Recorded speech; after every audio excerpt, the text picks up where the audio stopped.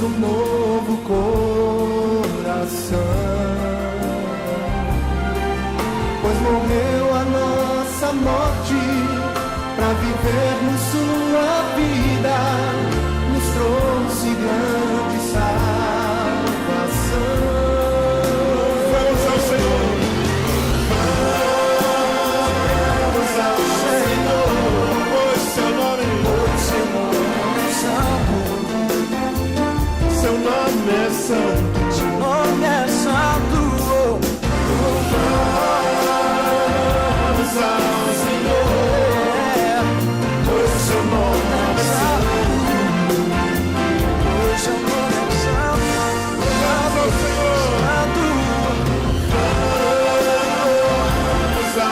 Senhor, vamos ao Senhor, pois seu nome é santo, seu nome é santo, santo, santo.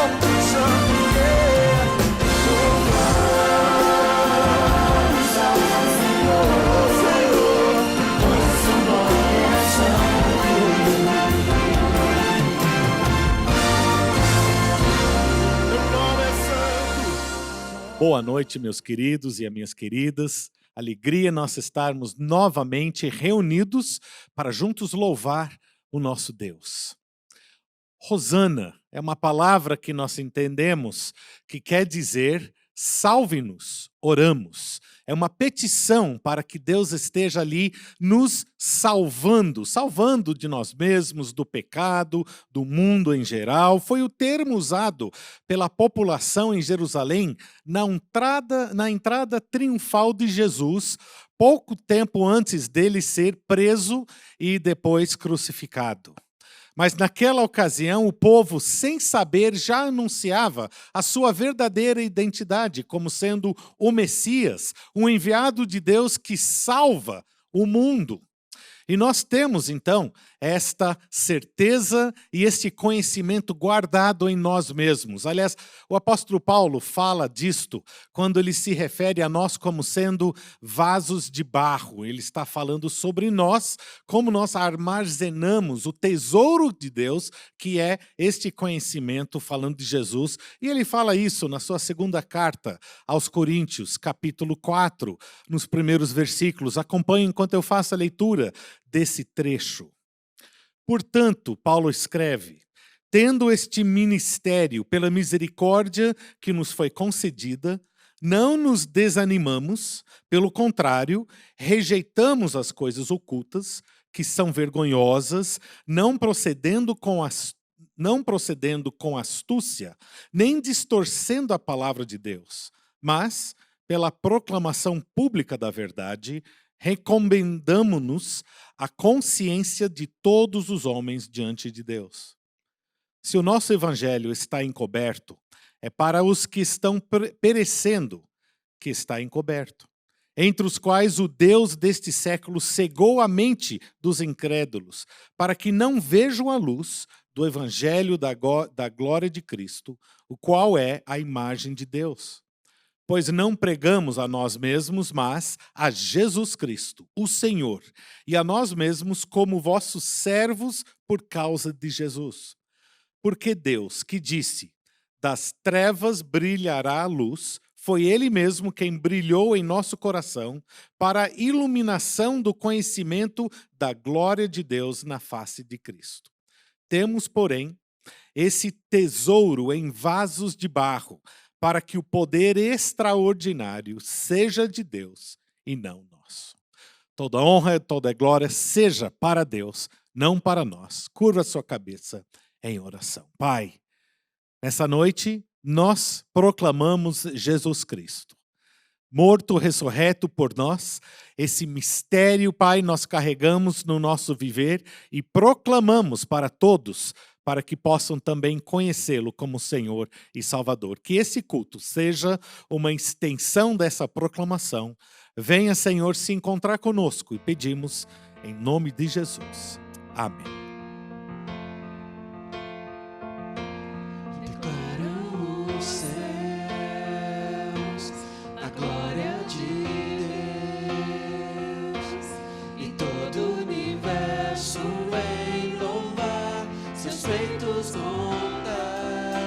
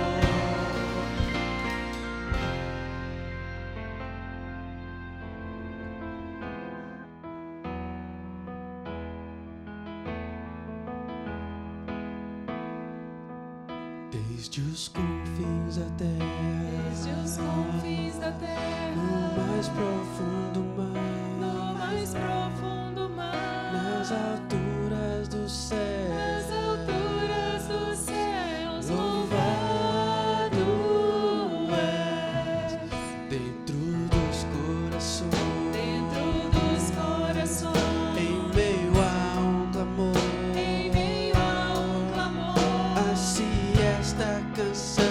nasce esta canção, E os povos cantam por toda a eternidade. Tu serás adorado, grande Deus, exaltado nas nações, Senhor da criação, grande Deus, seja louvado. Desde os confins da terra, desde os confins da terra, no mais profundo no mar, mais profundo mar, nas alturas dos nas céus, alturas dos céus, louvado és dentro dos corações, dentro dos corações, em meio a um clamor, em meio a um clamor, nasce esta canção. nasce esta canção, E os povos cantam por toda a eternidade. Tu serás adorado, grande Deus, exaltado nas nações, Senhor da criação, grande Deus, seja louvado por toda a eternidade. Por toda a eternidade,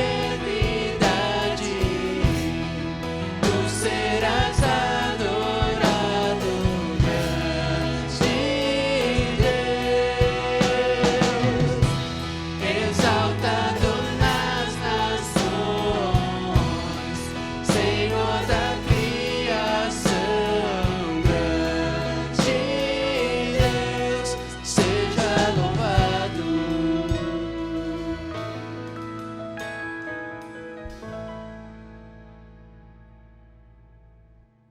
Um dos nossos parceiros missionários é o Instituto Haggai do Brasil, dirigido pelo nosso querido pastor Ebenezer Bittencourt e toda uma equipe bastante competente. E nós então temos aqui um vídeo que ele fala um pouco sobre algo que está acontecendo agora no Haggai. Vamos prestar atenção e vamos tirar deste vídeo alguns motivos de oração.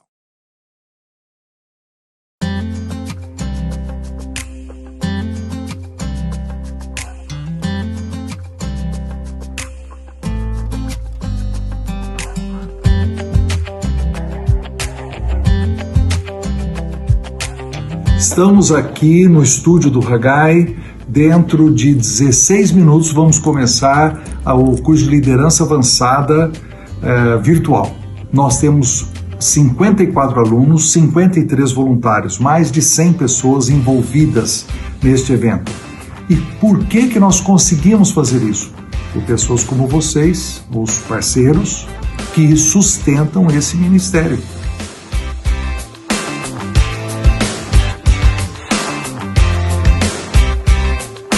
Se o seu relógio não está marcando 8 horas, o seu relógio está errado. Você ajusta o horário do Haggai. Estamos vendo, pessoal. Diz aí no chat. Olá, tô aqui, tô vendo vocês.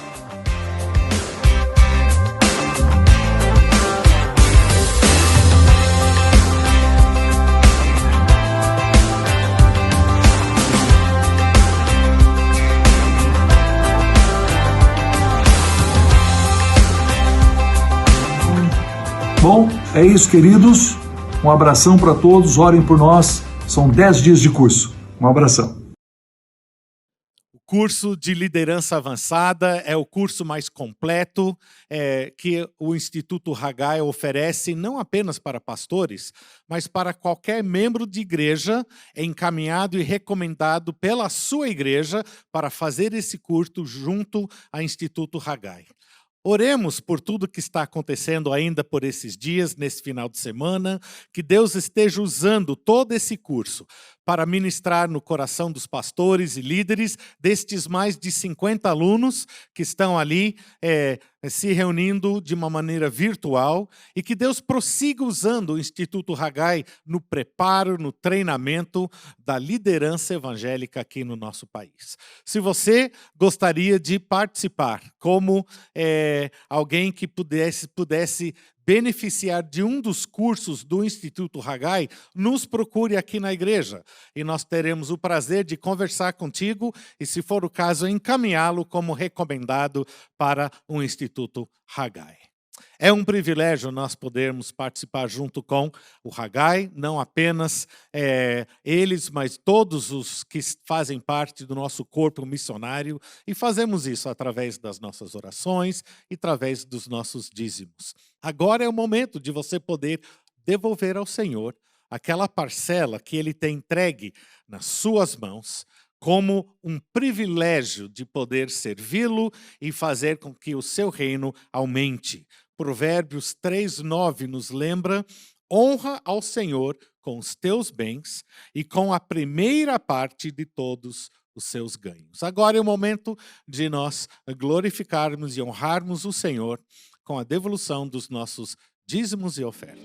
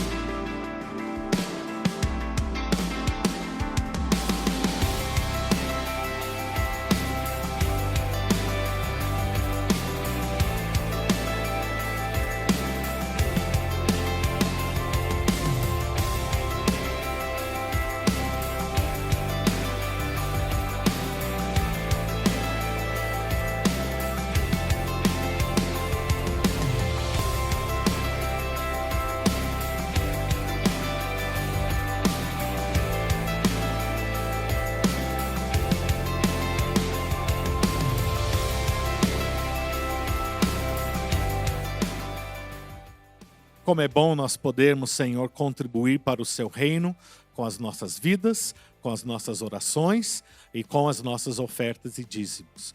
Usa, Senhor, cada ofertante para glorificar o teu nome, não apenas nessa transferência bancária, mas ao longo da vida de cada um, que nós possamos proclamar a Jesus Cristo ao mundo que precisa de ti. Confiamos também nas tuas mãos o Instituto Haggai do Brasil, a liderança hábil e capaz do pastor Ebenezer e toda a sua equipe. Continue, Senhor, a usá-los para preparar melhor a tua igreja aqui no Brasil para os desafios de hoje e também as oportunidades de amanhã, o que pedimos em nome de Jesus. Amém.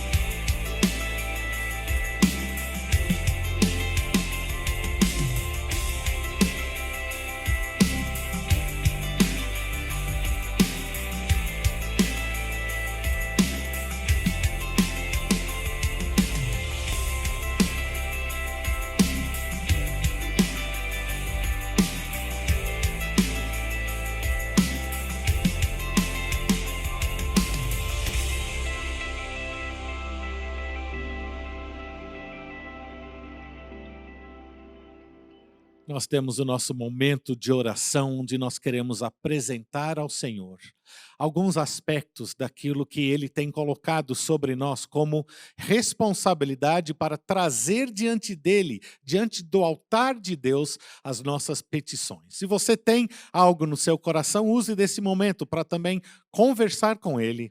Curvemos as nossas cabeças juntos e vamos buscá-lo em oração. Ó Pai, nesta noite nós queremos colocar nas Tuas mãos, Senhor, todas as nossas petições, cada família, cada lar, cada coração, trazendo agora perante o Teu altar, Senhor, as cargas, as preocupações e as angústias que nós carregamos, cada um nos nossos corações. Nós rogamos, Senhor, que esteja com cada família, cada lar que tem experimentado perdas ainda durante essa semana ou nestes dias, e são vários, Senhor, que têm chegado à nossa atenção durante esses dias, pessoas enlutadas, famílias enlutadas, experimentando a dor da separação. Eu peço, Senhor, que estenda a sua mão de graça, consolando, como somente o Teu Espírito Santo é capaz nesse momento de aflição.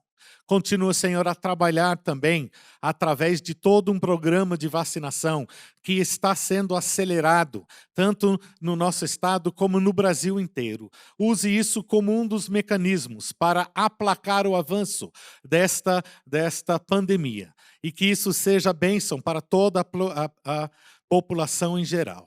Nós pedimos, Pai, que também continuamente use a nossa igreja como um centro de proclamação da Tua verdade, pois o problema do homem não é o avanço da pandemia, mas é o avanço do pecado.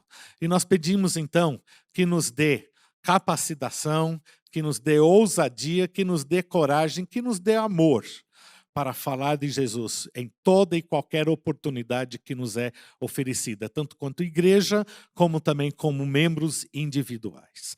Pedimos, Senhor, pela liderança da nossa igreja, que esteja também continuamente dando o seu Espírito para nos fornecer a Tua visão e nos fornecendo, Senhor, com todas as ferramentas que precisamos para cumprir a nossa missão. Lembramos também dos nossos missionários, da mesma forma. Cubre cada um, Senhor, com Teu poder. Guarda o Senhor também, protegendo-os de todo o mal e use-os, cada um onde está inserido dentro dos seus locais de ministério. Tudo isso, Pai, colocamos nas Tuas mãos. Venha nos socorrer. Venha, Senhor, falar palavras de amor, palavras de esperança ao nosso coração, pois em Ti nós buscamos e em Ti nós, de fato, alcançamos a verdadeira rocha da nossa salvação e o dia a dia da nossa certeza. E nós Te agradecemos em nome de Jesus. Amém.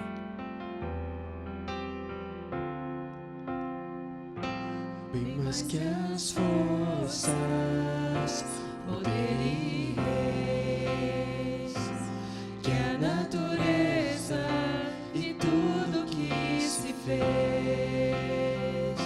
bem mais que tudo, guiado por Tuas mãos. Deus, Tu és o início, o meio e fim, bem mais que os mares, bem mais que o sol e as maravilhas que o mundo conhecer,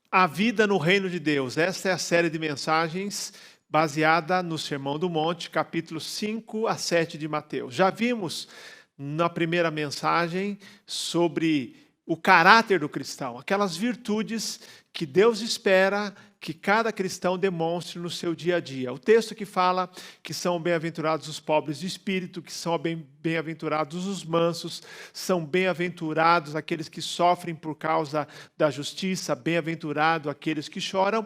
Então, 8 virtudes que devem marcar, descrever o caráter do cristão. Na segunda semana, ainda em Mateus, capítulo 5, nós falamos como o cristão ou a igreja é sal da terra e é luz do mundo.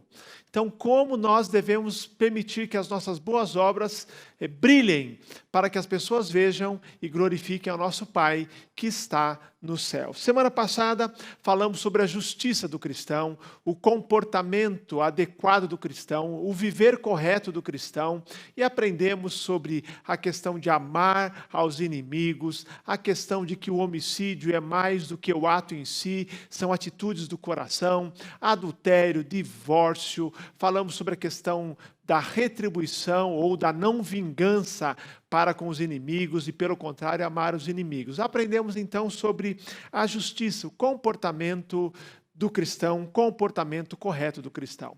Nós entramos agora no capítulo 6 de Mateus. E no capítulo 6, nós vamos falar sobre a espiritualidade do cristão, ou as práticas piedosas do cristão. Capítulo 6, os versos 1 a 8 e os versos 16 a 18. Quero ler agora para você, a partir do verso 1. Acompanhe comigo, Mateus capítulo 6, versos 1 a 8, e depois leremos os versos de número 16 a 18 também. O texto diz: cuidado para não praticardes boas obras diante dos homens, a fim de serdes vistos por eles, do contrário, não tereis recompensa de vosso Pai, que está no céu. Assim, quando deres esmola, não faças tocar trombeta diante de ti, a exemplo dos hipócritas nas sinagogas e nas ruas, para serem glorificados pelos homens. Em verdade vos digo que eles já receberam sua recompensa. Mas quando deres esmola, a tua mão esquerda não saiba o que faz a direita, para que a tua esmola fique em segredo, e teu Pai que vê o que é secreto te recompensará. E quando orardes, não sejais como os hipócritas, pois gostam de orar em pé nas sinagogas e nas esquinas das ruas, para serem vistos pelos homens. Em verdade vos digo que eles já receberam sua recompensa. Mas tu, quando orares, entra no teu quarto e, fechando a porta, ora teu Pai que está em secreto, e teu Pai que vê o que é secreto te recompensará. E quando orardes, não useis de vãs repetições, ou não useis de repetições inúteis, a exemplo dos gentios, pois eles pensam que serão ouvidos pelo muito falar. Não vos assemelheis a eles, pois vosso Pai conhece de que necessitais antes de o pedirdes a Ele. Versos 16 e 18. Quando jejuardes, não vos mostreis entristecidos como os hipócritas, pois eles mudam a aparência do rosto, a fim de que os homens vejam que estão jejuando. Em verdade vos digo que eles já receberam sua recompensa. Tu, porém, quando jejuares, põe óleo na cabeça e lava o rosto, para não mostrar aos homens que estás jejuando, mas a teu Pai que está em secreto, e teu Pai que vê o que é secreto te recompensará. Esse é um texto profundamente desafiador, que fala da espiritualidade ou das práticas da vida cristã. E o texto aqui fala de 3 práticas comuns no tempo de Jesus, práticas cristãs, práticas religiosas também da religião judaica. O dar esmolas, o orar e o jejuar. E nesse texto que eu acabei de ler, Jesus usa essas 3 práticas, que não são as únicas, para exemplificar, para ilustrar como deve ser a vida do cristão. Nesse texto, nós vamos falar sobre como o cristão deve viver a sua espiritualidade, ou como o cristão deve realizar tudo aquilo que diz respeito às práticas da vida cristã, ou às práticas piedosas. Mas o texto começa com uma advertência, e a advertência é muito clara, e essa advertência vai guiar tudo mais que vamos falar a partir desse versículo. O versículo 1 do capítulo 6 diz, alerta de Jesus, advertência de Jesus. Cuidado para não praticardes boas obras diante dos homens, a fim de serdes vistos por eles, do contrário, não tereis recompensa de vosso Pai que está no céu. Cuidado para não praticardes boas obras diante dos homens, a fim de serdes vistos por eles. A Almeida Revista Atualizada traduz essa primeira parte do versículo da seguinte maneira: guardai-vos de exercer a vossa justiça diante dos homens. O texto está nos dizendo, queridos, aqui, dessas práticas cristãs que são legítimas. Dar esmolas, no nosso caso, podemos traduzir como fazer doações para causas sociais. Jesus não condena. Jesus fala aqui da oração, ele espera que nós cristãos sejamos homens e mulheres de oração. Ele fala do jejum também como uma prática cristã legítima, uma prática religiosa legítima. São práticas da religião judaica, são práticas do cristianismo e são práticas legítimas. Jesus não condena nem o fazer doações, não condena o orar, ele não condena o jejuar, muito pelo contrário, ele incentiva, mas ele condena o objetivo dessas práticas, ele condena o fato de pessoas fazerem essas e outras práticas com o objetivo de serem vistos pelos homens. Sequer Jesus condena o fato dessas atividades, dessas práticas serem eventualmente públicas. Porque a questão não é elas serem públicas, porque algumas delas são públicas, mas da intenção, da motivação que vai no coração. A questão da motivação é muito importante. São expressões essas, jejum, fazer doações e oração, práticas exteriores da nossa fé. Não são as únicas. Nós podemos aqui dizer o louvar a Deus num culto público, serviço na igreja, envolvimento na obra missionária, a leitura da palavra de Deus, são outras práticas que fazem parte da espiritualidade. Mas Jesus vai nos ensinar, já que o Sermão do Monte é o texto, é o manifesto, é o guia da vida do cristão, esse texto vai nos falar como o cristão deve exercer a piedade. Como o cristão deve manifestar a sua espiritualidade, que é esta vida com Deus. E ele nos diz aqui que há duas maneiras. Uma que Jesus chama de hipócrita, ou falsa, ou farisaica. E a outra é a forma adequada, é a forma cristã. De um lado, a forma hipócrita, e do outro, a forma cristã. Duas maneiras o texto está nos dizendo. A maneira ostentadora e a maneira discreta.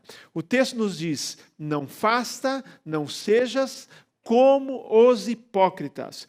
Com certeza, Jesus tinha os fariseus em mente quando ele fala da hipocrisia. No capítulo 23 de Mateus, Jesus diz, ele critica os escribas e fariseus. Já estamos aprendendo aqui no Sermão do Monte a crítica dirigida aos fariseus e aos escribas, na maneira deles guardarem os mandamentos, encararem as leis de Deus, se comportarem. E aqui, Jesus também está tendo em vista aqui fariseus principalmente. Capítulo 23, verso 5 de Mateus, Jesus diz, quando ele diz que nós não devemos seguir, imitar os fariseus, ele diz, dentre tantas outras denúncias e críticas, ele diz, praticam todas as suas obras para serem vistos pelos homens. Mateus 23, 5. Queridos, os fariseus eram um grupo religioso que surgiu cerca de 200 anos antes de Cristo. E eles surgiram com boas intenções. Eles surgiram com um propósito. O propósito era a pureza e a santidade no meio de um mundo tão corrompido, de uma cultura tão corrompida na época. Eles faziam boas obras, como também no tempo de Jesus, oravam habitualmente, davam o dízimo, jejuavam. A palavra fariseu significa separado, Mas esse grupo que começou bem intencionado, cujo foco era a santidade, com o tempo, esse grupo deixou de ser um grupo focado em Deus, na santidade, e passou a ser um grupo focado na ostentação, o desejo de receber o aplauso dos homens, no desejo e também na afirmação de que eram melhores do que os outros. Você se lembra da parábola do fariseu e do publicano, como o fariseu ora? Ele diz: muito obrigado, Senhor, porque não sou como os outros homens e nem como esse publicano, jejuo 2 vezes por semana, dou o dízimo de tudo quanto tenho. Ele se gaba, ele se vangloria daquilo que ele faz. Por isso, no tempo de Jesus, a palavra fariseu começa a adquirir um novo significado. A palavra fariseu passa a ter a ideia, como é hoje, de hipócrita. E a palavra hipócrita é do mundo do teatro. Significa o ator que está no palco, aquele que representa, aquele que finge. No nosso caso, quando Jesus diz assim: olha, não sejais como os hipócritas, ele está dizendo, não sejam como aqueles religiosos. Ele está dizendo, não sejam religiosos, não sejam como os religiosos, particularmente os fariseus, que aparentam ser mais espirituais do que de fato são. Não sejam como os hipócritas, porque eles querem apenas ter a aparência de espiritualidade. Eles querem ter ali, serem tidos em alta conta pela população. E eles esqueceram a essência da vida cristã, a essência da espiritualidade.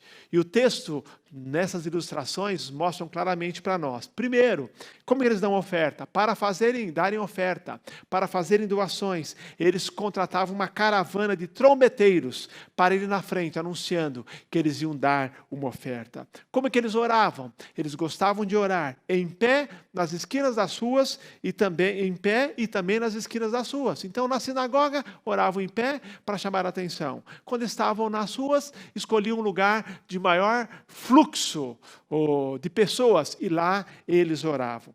Como que eles jejuavam? Eles jejuavam e quando se jejuavam, mudavam a aparência, faziam cara de tristes, com o objetivo de chamar a atenção, de tornar visível a sua ação.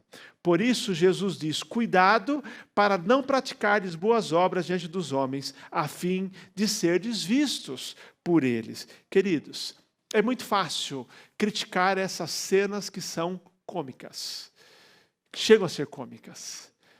Mas nós temos que perguntar o quanto de farisaísmo, o quanto de religiosidade, o quanto de hipocrisia há em nós também. Nós estamos estudando o Sermão do Monte, porque nós queremos aprender qual é a vontade de Deus, qual que é o plano de Deus para a vida de todo cristão.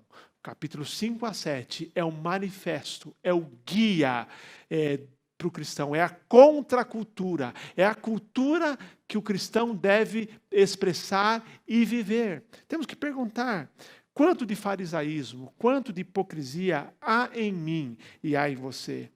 Quantas vezes, ou muitas vezes, as pessoas começam bem a vida cristã, se convertem, querem agradar a Deus, se focam no agradar a Deus, mas com o tempo começam a se preocupar com a reputação.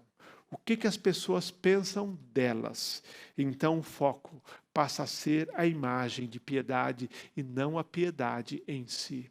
Queridos, o fato é que vivemos num mundo de imagem, um mundo que quer transmitir, o mundo das redes sociais, em que você quer transmitir algo que você é, ou outras vezes esconder algo que você é.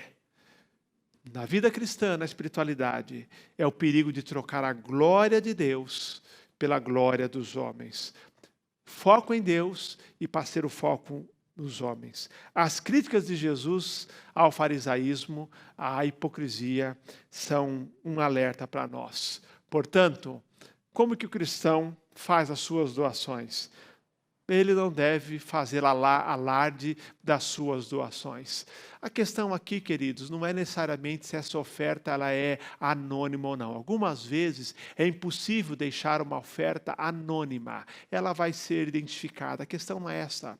A questão é, nós não usamos as trombetas modernas. Nós não temos as trombetas, não usamos as trombetas dos fariseus. Mas no mundo das selfies, no mundo das redes sociais, as nossas trombetas podem ser outras. Nós podemos usar de maneira inadequada as redes sociais para mostrar o quanto somos generosos. E Jesus diz que os cristãos não devem usar trombetas. Quando deres esmola, a tua mão esquerda não saiba o que faz a direita. Há um provérbio judaico que diz o seguinte: a caridade deve ser anônima, do contrário, é vaidade. Há uma pergunta que, inclusive, não só as pessoas físicas devem fazer, mesmo as organizações cristãs devem perguntar: qual é a linha divisória quando há alguma doação, alguma campanha realizada? Qual é a linha divisória entre a celebração, entre a gratidão, a prestação de contas e a autopromoção? Nós devemos ficar, sim, com a celebração, com a gratidão, com a prestação de contas, mas nunca ultrapassar a linha para tornar a autopromoção. Na vida pessoal, nós devemos rejeitar qualquer tipo de promoção da nossa generosidade. E nas organizações cristãs, tomar muito cuidado para que prestação de relatório, celebração e gratidão não se tornem autopromoção. Como é que eles oravam? Eles oravam para mostrar o tempo todo que eram pessoas de oração. E nós somos, então, Jesus nos ensina que nós não devemos orar para mostrar que somos pessoas de oração. Jejum passavam a imagem de que eram espirituais, e nós temos que tomar cuidado também para não criticar apenas os fariseus, se nós não queremos passar a imagem que somos espirituais e consagrados. Nós cristãos devemos realizar as mesmas práticas, as mesmas obras, fazer doações, orar, jejuar, mas de maneira diferente. Devemos doar, devemos entregar a oferta, não com o objetivo de aparecermos, mas com o objetivo de beneficiar as pessoas. Não com o objetivo de mostrar que somos bons e generosos, mas com o objetivo de ajudar as pessoas. A oração que nós fazemos, sem a intenção de mostrar que somos eventualmente mais espirituais ou estamos mais próximos de Deus. Se você jejua, que o jejum nunca seja com o objetivo de passar a imagem que você é mais consagrado e mais espiritual. E esse princípio que Jesus aplicou às doações, à oração e ao jejum, se aplicam também a qualquer outra área da nossa vida cristã. Qualquer prática da igreja, seja participar de um culto, dar aula na IBD, dar o dízimo, servir em alguma área da igreja, dirigir um grupo, ser líder. Nós não devemos buscar a ostentação, mas a discrição. Palavra que ele usa aqui, que devemos fazer em secreto. Então, nem tudo é possível fazer em secreto. Você não dá aula em secreto, você não lidera em secreto, mas que você faz com discrição. O seu objetivo não é ostentação. Qual é a forma que os fariseus, os hipócritas usavam na prática da espiritualidade? Ostentação. Qual é a forma cristã? Discrição. Mas não há apenas duas formas diferentes de exercer a espiritualidade. Há também duas motivações diferentes. Uma motivação é o reconhecimento humano. A outra motivação é a glória de Deus. Então, não só é a forma que é diferente, mas a motivação. E eu diria que esse é o ponto mais importante. Não é só o que fazemos que é importante, mais importante ainda é por que fazemos. O que fazemos é absolutamente importante, mas o porquê fazemos é igualmente importante. Cuidado de Jesus para não praticardes boas obras diante dos homens, a fim de serdes vistos por eles. O versículo 2 diz que o hipócrita, ele faz para ser glorificado. O verso 5 diz que ele faz para ser visto. Versículo 6 diz que eles jejuam a fim de que os homens vejam que estão jejuando. Em outras palavras, o objetivo é receber aplausos, é fazer, na verdade, um movimento para que as pessoas vejam, para que eles fiquem em destaque. E, novamente, nós não devemos ingenuamente criticar a atitude dos fariseus, dizendo, isto era com eles eram assim. Nós temos que perguntar mais uma vez, o quanto de farisaísmo há em nós no aspecto motivação? O quanto de desejo de sermos reconhecidos está em nossa vida. Queridos, uma necessidade básica do ser humano é a necessidade de ser amado, de ser valorizado, de ser reconhecido. Mas no farisaísmo, essa necessidade legítima se torna algo que é desvirtuado, que escraviza. As pessoas tornam o desejo de ser aprovado, de ser reconhecido, de ser amado, como algo que se torna um vício em aprovação, um vício de querer aparecer, um vício de alimentar o ego. O pastor Hernandes Dias Lopes diz, uma espiritualidade que busca ser vista pelos homens, com o propósito de ganhar a aprovação dos homens, em vez de revestir-se de humildade, com o fim de agradar a Deus, é soberba e está na contramão da verdadeira espiritualidade. Queridos, essa espiritualidade que quer ganhar a aprovação dos homens não é a espiritualidade cristã, é a espiritualidade, é a religiosidade farisaica. No capítulo 6, versos 1 a 18, por 10 vezes, em 10 ocasiões, Deus é chamado de Pai.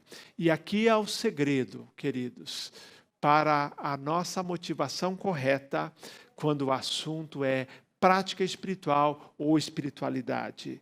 Nós fazemos o que fazemos, seja orar, jejuar, fazer uma doação, cantar ao Senhor, servir na igreja, ler a Bíblia, se envolver com a obra missionária, seja o que for, com o objetivo de glorificar ao nosso Pai que está no céu. Mas somente alguém que tem um pleno senso de que Deus é Pai consegue se libertar desta aprovação humana. Aliás, é o aspecto mais básico para pararmos de nos concentrar na aprovação humana. Nós queremos a aprovação do Pai. Sinclair Ferguson, esse autor de um comentário do Sermão do Monte, diz: o verdadeiro problema com o coração do hipócrita é o desconhecer a Deus como seu Pai celestial. Ele, o hipócrita, é inseguro perante Deus e, portanto, busca segurança no que os demais pensam a seu respeito. A espiritualidade cristã tem como motivação a glória de Deus. Por isso, quando existe doação, a doação é para aliviar o sofrimento. A oração é para demonstrar ou para desfrutar da comunhão com Deus. O jejum é para expressar quebrantamento, arrependimento. Tudo isso em obediência a Deus e para a glória dele, não em busca de ser visto e ser aprovado pelos homens. O cristão realiza as práticas religiosas com essa motivação, obediência a Deus e para a honra e glória do nosso Deus. Há duas formas diferentes de expressar a espiritualidade. Existem duas motivações diferentes de expressar a espiritualidade e há duas recompensas diferentes, uma humana e outra divina. O texto nos diz que o hipócrita busca recompensa no reconhecimento dos homens. Mas vejam só o que o verso 2, verso 5 e verso 16 nos diz sobre a recompensa daquele que tem uma espiritualidade hipócrita ou meramente religiosidade. Já receberam a sua recompensa. Ele está dizendo que quem doa para ser visto, quem ora para aparecer, quem jejua mostrando cara de triste para receber atenção, já recebeu a recompensa dos homens. A expressão usada aqui, a ideia de já receberam, é a ideia de passar um recibo, de quitação.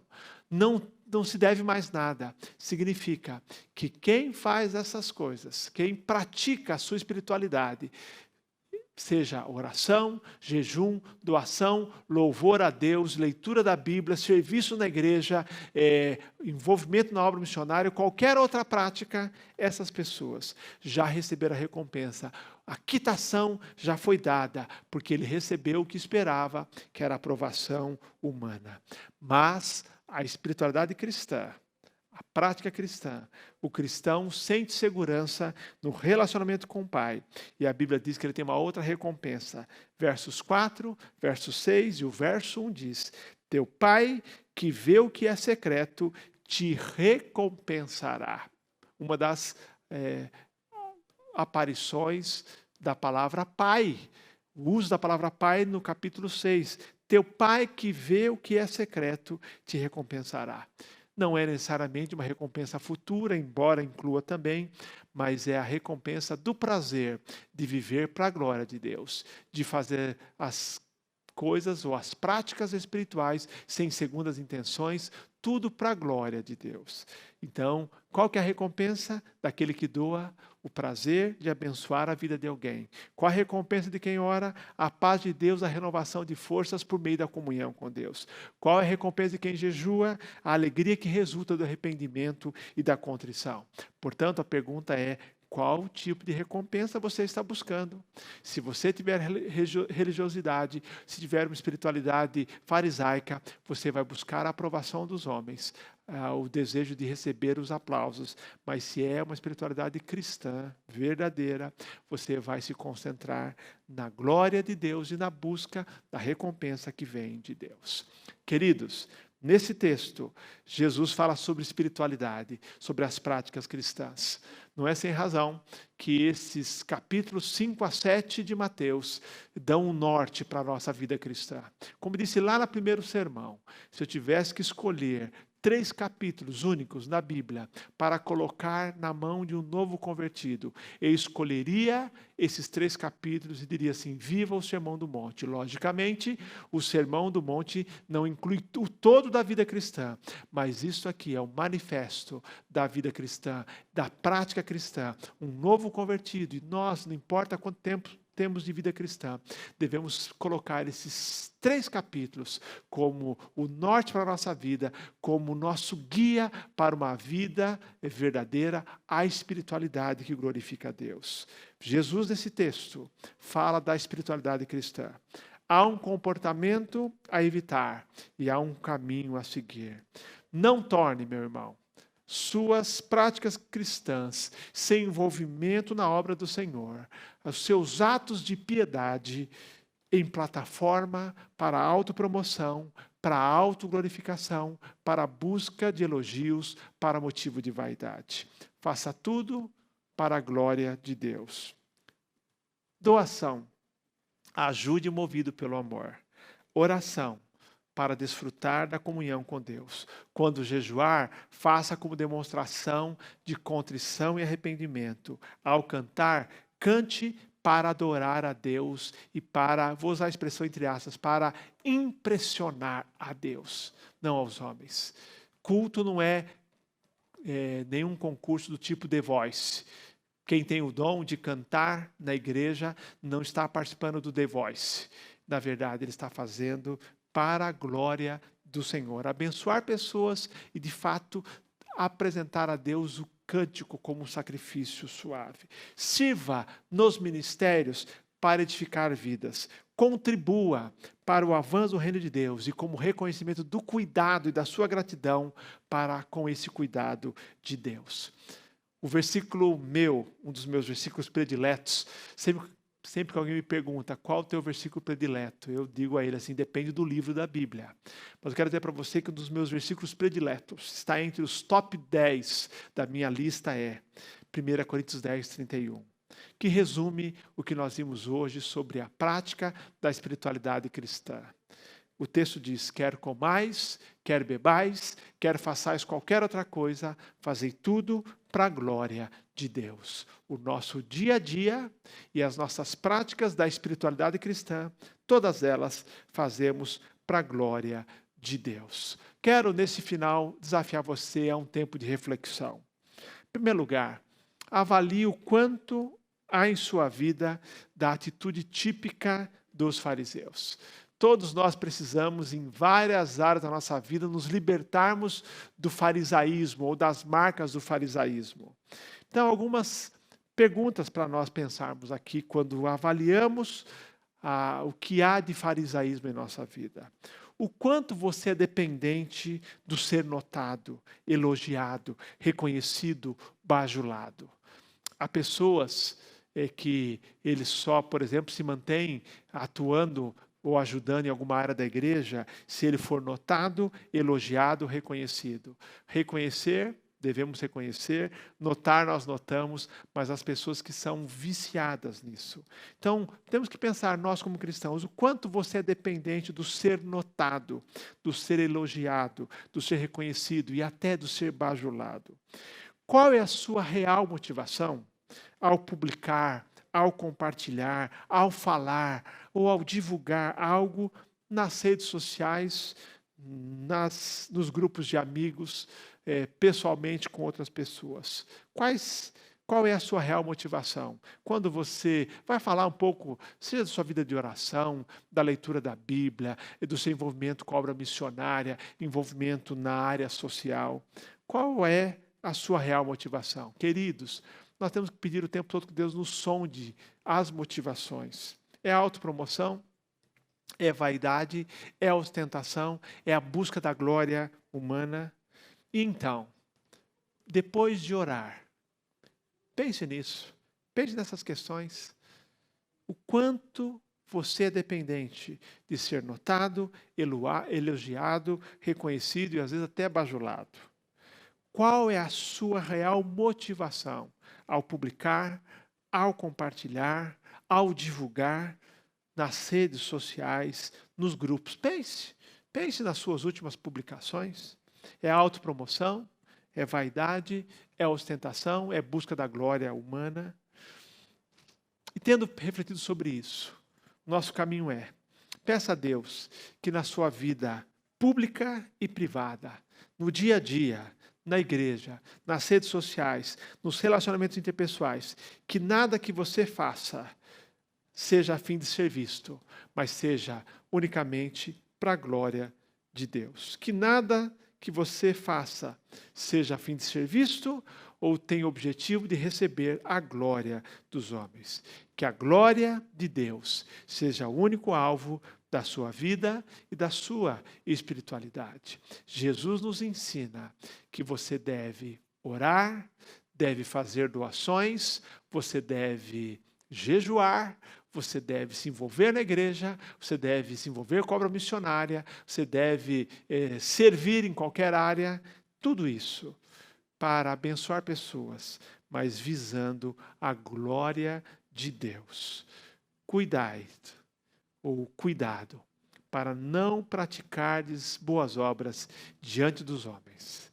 Que nós façamos sim, diante de Deus, e mesmo quando ela não for secreta, porque não tem como ser secreta, mesmo sendo secreta, que ela seja unicamente para glorificar a Deus. Que Deus nos abençoe para que vivamos a vida cristã verdadeira e a espiritualidade sadia, a espiritualidade que glorifica a Deus, a espiritualidade que está descrita nesse lindo sermão, o Sermão da Montanha. Que Deus nos abençoe e nos capacite para viver a vida nesse nível, a espiritualidade que vem do coração, a espiritualidade que não é aparente, mas é real, não é apenas externa, ela é interna.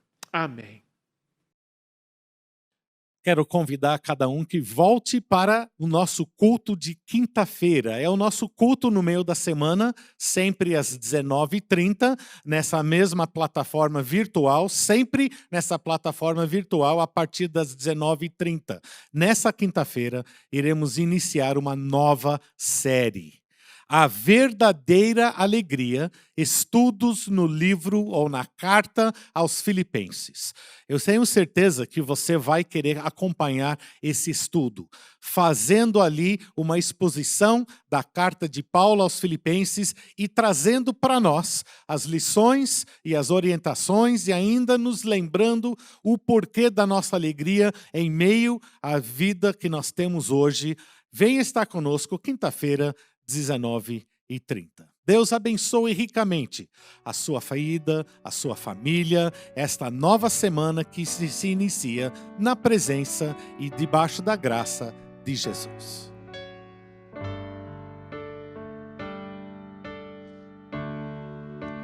Em tuas mãos descansarei, meu coração te entrego. Meu mundo está bem seguro em tuas mãos e eu sou teu para sempre.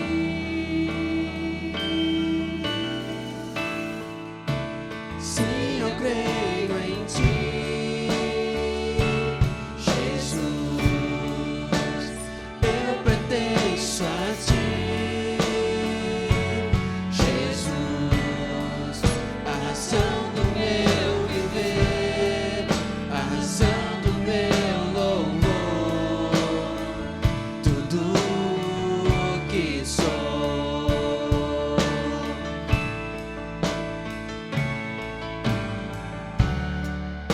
Contigo vou por onde precisar, e se eu sofrer, confiarei. Eu viverei conforme o teu querer e o teu amor para sempre.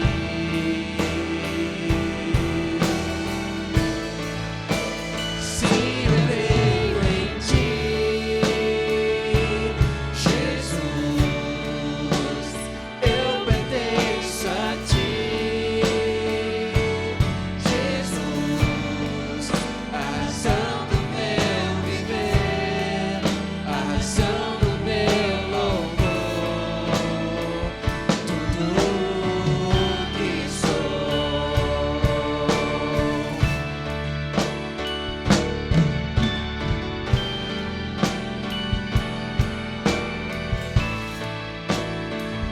Eu te adoro,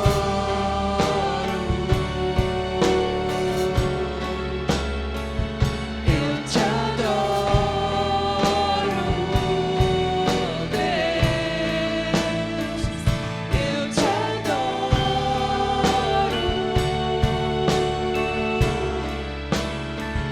eu te adoro, Deus. Sim, eu creio em ti, Jesus. Eu pertenço a ti, Jesus. A razão